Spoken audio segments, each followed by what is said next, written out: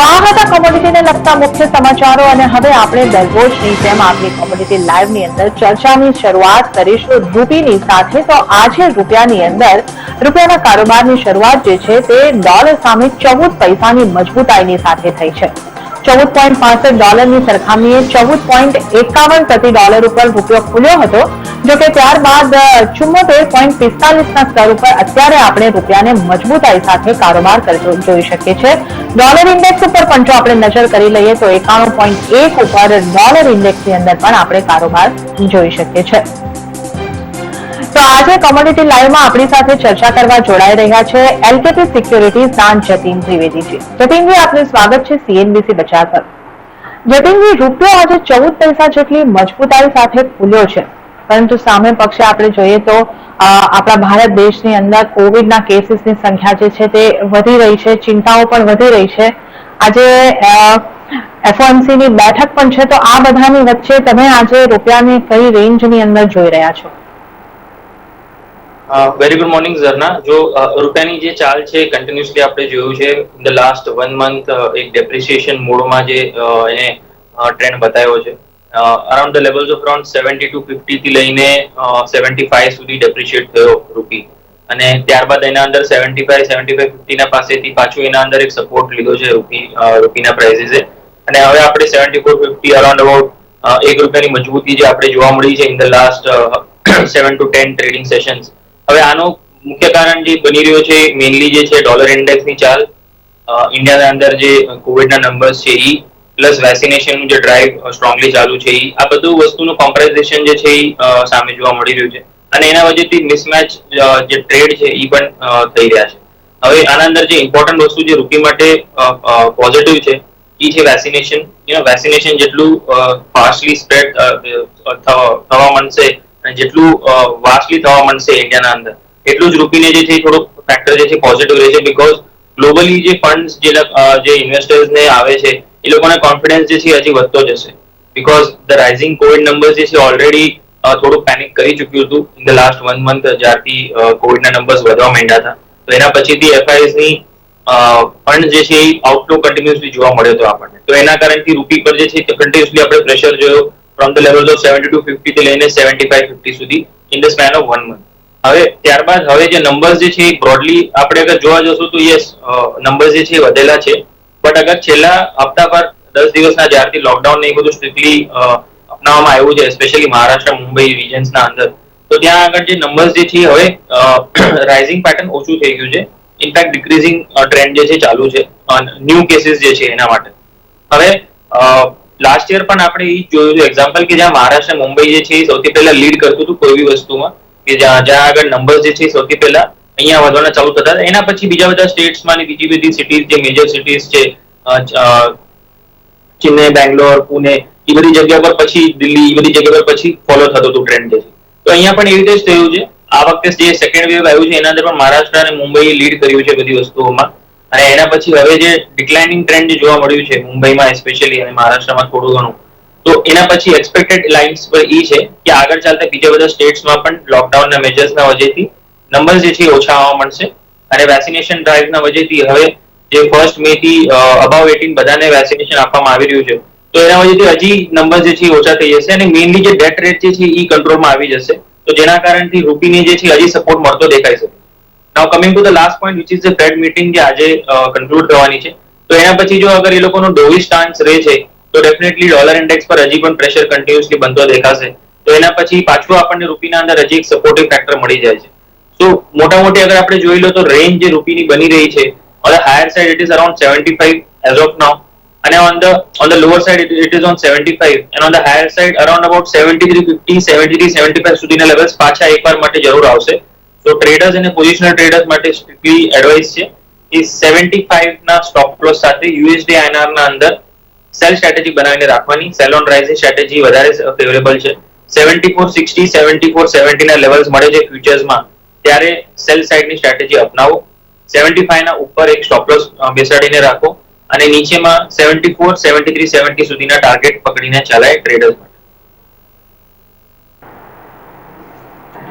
Okay, તો રૂપિયા માટે અહીંયા આપણને જે સલાહ મળી રહી છે એ અહીંયા આગળ બની રહી છે કે સેલ ઓન રાઇઝની સ્ટ્રેટેજી તમારે ખાસ રાખવાની રહેશે. 75 નો જે સ્ટોપ લોસ છે એનું તમારે ખાસ ધ્યાન રાખીને ચાલવાનું રહેશે.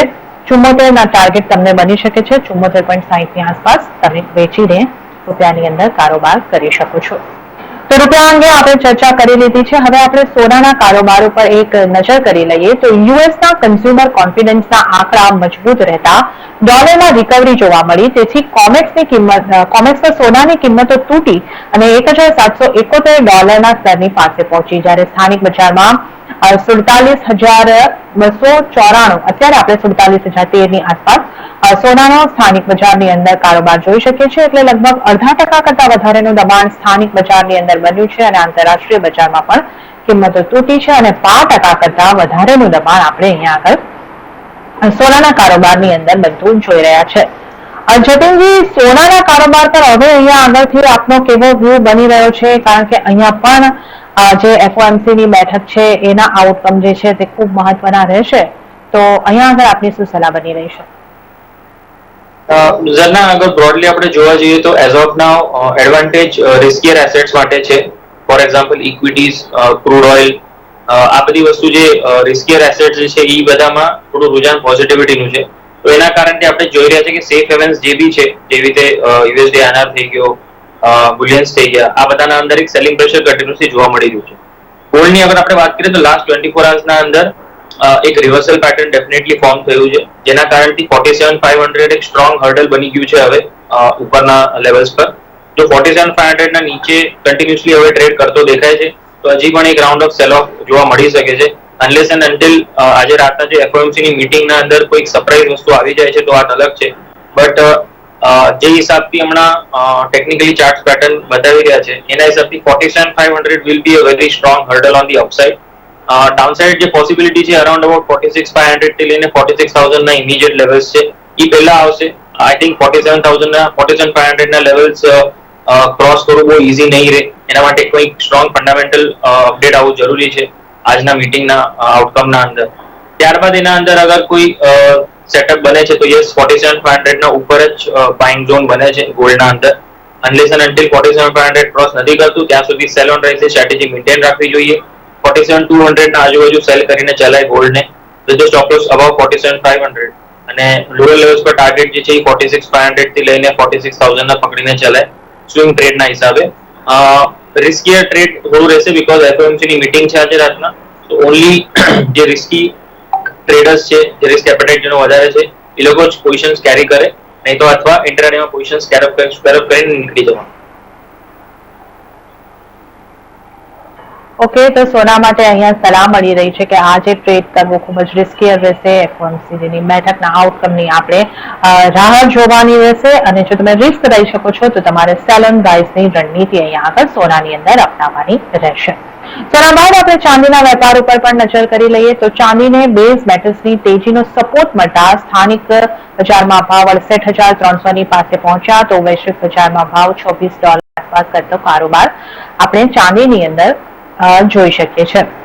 જતીનજી, ચાંદીની આપણે જો વાત કરીએ તો અત્યારે આપણે જોઈ શકીએ છીએ કે લગભગ 2% દબાણ સ્થાનિક બજારમાં બન્યું છે 67,920 ની આસપાસ અને આંતરરાષ્ટ્રીય બજારમાં પણ 1% જેટલું દબાણ બની ચૂક્યું છે. તો ચાંદી ઉપર અહીંયાથી આપનો વ્યૂ? જરા સેમ ઇનલાઇન છે વિથ ગોલ્ડ. ચાંદી પણ સેલ ઓન રાઇઝ સ્ટ્રેટેજી બનાવીને રખાય.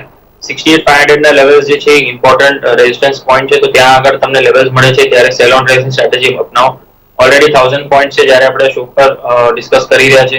અર્લી મોર્નિંગમાં ટ્રેડ એક સેલનો ડેફિનેટલી હતો, બટ હવે જો કે ઓલરેડી પ્રાઇસીસ 1000 પોઈન્ટ નીચે ટ્રેડ કરી રહ્યા છે તો એડવાઇસ એ છે કે થોડુંક હજી ઉછાળ આવા તો પ્રાઇસીસના અંદર ક્યાંય ને ક્યાંય થોડુંક સપોર્ટ લેશે પ્રાઇસીસ. એના પછી સેલ ઓન રાઇઝની ઓપોર્ચ્યુનિટી સારી બનેલી છે. 68,500 ના લેવલ્સ મને ટ્રેડિંગ પર્સપેક્ટિવથી સારા લાગે છે ફોર શોર્ટિંગ. સ્ટોપ લોસ જે રહેશે 69,000 ના ઉપર રહેશે અને ટાર્ગેટ જે છે ક્યાંય ને ક્યાંય 67,500 થી લઈને 67,000 ના વચ્ચે ટાર્ગેટ રાખીને ચાલી શકાય છે. આ એક થી 2 દિવસનો કોલ છે. અગેન રિસ્કી કોલ રહેશે બીકોઝ એફઓએમસી ની મીટિંગ છે.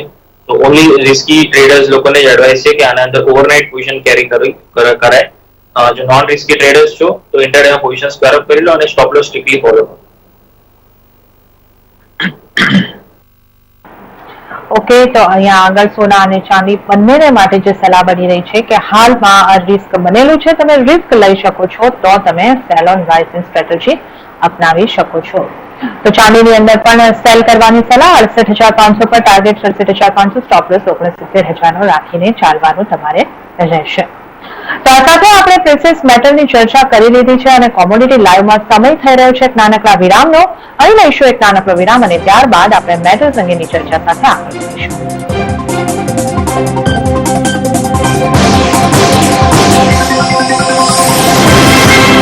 વિરામ બાદ કોમોડિટી લાઈવમાં આપનું સ્વાગત છે અને હવે જો આપણે મેટલ્સ અંગેની ચર્ચા કરી લઈએ તો રાતોરાત કિંમતોમાં તેજી બાદ નફા વસૂલીનું દબાણ રહેતા એલએમઈ પર મોટાભાગની મેટલ્સની અંદર આપણને દબાણ જોવા મળ્યું. તો મજબૂત ડોલરના કારણે એમસીએક્સ કોપરમાં સૌથી ઉચ્ચતમ સ્તરેથી દબાણ નોંધાયું. પણ ઇન્ફ્રા પેકેજ અને ચીલી તરફથી સપ્લાયની ચિંતાને કારણે બેઝ મેટલ્સની કિંમતોની અંદર આપણને સપોર્ટ મળતો દેખાઈ રહ્યો છે. જતીનજી, આપણે અત્યારે મોટા ભાગની મેટલ્સની અંદર દબાણ જોઈ રહ્યા છે. પ્રોફિટ બુકિંગ નોંધાયું છે. કોપરમાં તો ઘણો મોટો ઘટાડો આવ્યો છે. તો અહીંયાથી હવે મેટલ્સને તમે કઈ રીતે જોઈ રહ્યા છો? આ જે છે એ ટેમ્પરરી પ્રોફિટ બુકિંગ છે અને ટ્રેન્ડ ફરીથી કેવો બની રહ્યો છે? આપનો શું વ્યૂ બની રહ્યો છે? ઝરના, એકચ્યુઅલી આ કોઈ બહુ મોટો ઘટાડો તો નહીં કહું હું, બીકોઝ 1-1.25% ઇઝ ઓકે, નોમિનલ છે કોપરના માટે. જ્યારે આપણે જોઈ રહ્યા છે કે રોજનું 15-20 રૂપિયાનો એના અંદર ઉછાળ આવી જાય છે, તો એના પછી થોડું ઘણું profit booking is quite natural in the prices. In fact all the base metals બધા જ ના અંદર એક સ્ટ્રોંગ રેલી જોવા મળી ગઈ છે આપણને છેલ્લા હપ્તા 10 દિવસના આપણે વાત કરી લઈએ તો બધા જ બેઝ મેટલે ઓલમોસ્ટ between 7 to 12% રેલી જે છે દેખાડી દીધી છે લોઅર લેવલ્સથી. જ્યાં કોપરે 700 ના નીચેના લેવલ્સથી લઈને 760 ના લેવલ્સ દેખાડી દીધા હતા કાલે. તો આઈ થિંક અહીંયા થોડું પ્રોફિટ બુકિંગ જે છે એ કન્ટિન્યુ થઈ શકે છે હજી પણ. તો સેલ ઓન રાઇઝની સ્ટ્રેટેજી રેકમેન્ડ કરશું અમે ઓન ધ હાયર સાઇડ. કોપરના અંદર આજે 756 757 જે લેવલ જે છે એ સ્ટ્રોંગ રેઝિસ્ટન્સ પોઈન્ટ રહેશે આજના માટે. સ્ટોપ લોસ જે રાખવાનું રહેશે 762 ના ઉપરનું રાખવાનું છે જે કાલનું ક્લોઝિંગ છે. અને લોઅર લેવલ્સ મને લાગે છે કે 745 748 ના લેવલ્સ ઇઝીલી જોવા મળી શકે છે ઇન્ટ્રાડેમાં જ. પોઝિશન કેરી કરવાનો એડવાઇસ નથી કરતો બીકોઝ હમણાં બેઝ મેટલ્સ બહુ વધારે સ્ટ્રોંગલી ટ્રેન્ડના અંદર છે. તો gap up gap down opening જે છે એ રોજ જોવા મળી શકે છે. તો ટ્રેડર્સને એડવાઇસ નથી કે કોઈ બી પોઝિશન શોર્ટ પોઝિશન્સ કેરી કરે. પોઝિશનલ ટ્રેડર્સ અગર કોઈ છે તો યસ પોઝિશન કેરી કરી શકે છે with the stop loss above 770. Positional traders માટે સ્ટોપ લોસ જે છે 770 નો રહેશે અને લોઅર લેવલ્સ પર ટાર્ગેટ જે રહેશે અરાઉન્ડ અબાઉટ 730 થી લઈને 735 નો રહેશે. તો એક શોર્ટ રેલીઝ જે છે એ જોવા મળી શકે છે. પ્રોફિટ બુકિંગ આપણે આને કહી શકીએ છીએ. સેલ ઓન રાઇઝની સ્ટ્રેટેજી બધા જ બેઝ મેટલના અંદર હમણાં રેકમેન્ડેડ છે.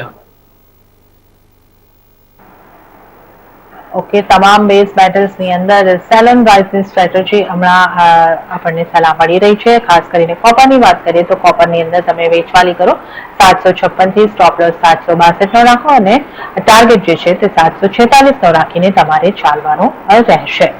આગળ વધીશું અને હવે જો આપણે વાત કરી લઈએ ક્રૂડની તો ઓપેકની બેઠક પહેલા WTI ક્રૂડમાં આશરે 1% ઉછાળો નોંધાયો જ્યારે એમસીએક્સ ક્રૂડમાં 0.4 ની તેજી જોવા મળી હતી. આજે યોજાનારી ઓપેકની બેઠકમાં આઉટપુટ વધારવાની યોજના આગળ પણ યથાવત રાખવાનો નિર્ણય લેવામાં આવી શકે છે. જોકે યુએસ ઇન્વેન્ટરીમાં વધારાથી નાઇમેક્સ ક્રૂડમાં ઉપલા સ્તરેથી દબાણ જોવા મળી રહ્યું છે.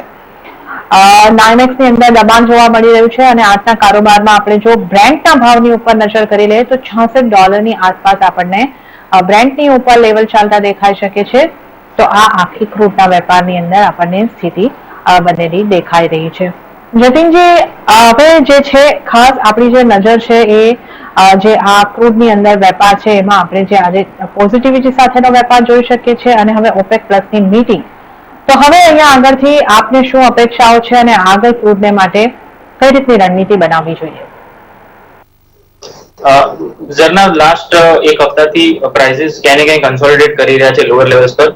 After some profit booking around 4800 ના લેવલ્સથી લઈને 4600 ના લેવલ્સ એને ટચ કરીને ત્યાં આગળ પાછું સપોર્ટિવ જે છે થોડું બેઝ સપોર્ટ જે છે ફોર્મ કર્યું છે.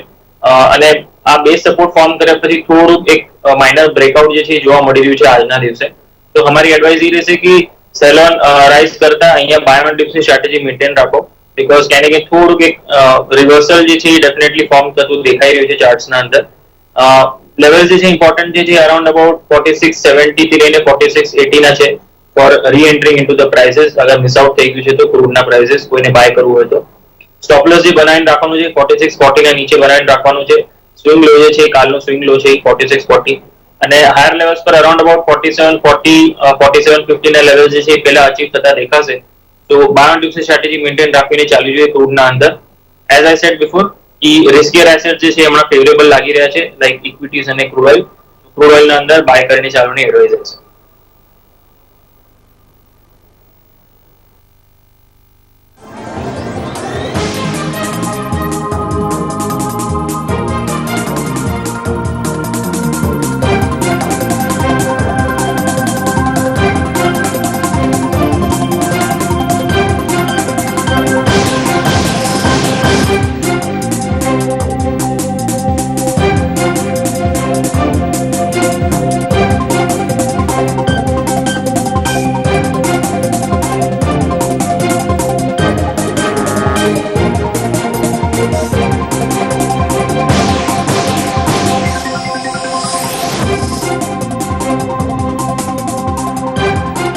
તો આ બની રહ્યો હતો વ્યૂ ક્રૂડ ઉપર. હવે અહીંયા આગળ સમય થઈ રહ્યો છે એક નાનકડો વિરામનો, તો અહીં લઈશું એક નાનકડો વિરામ.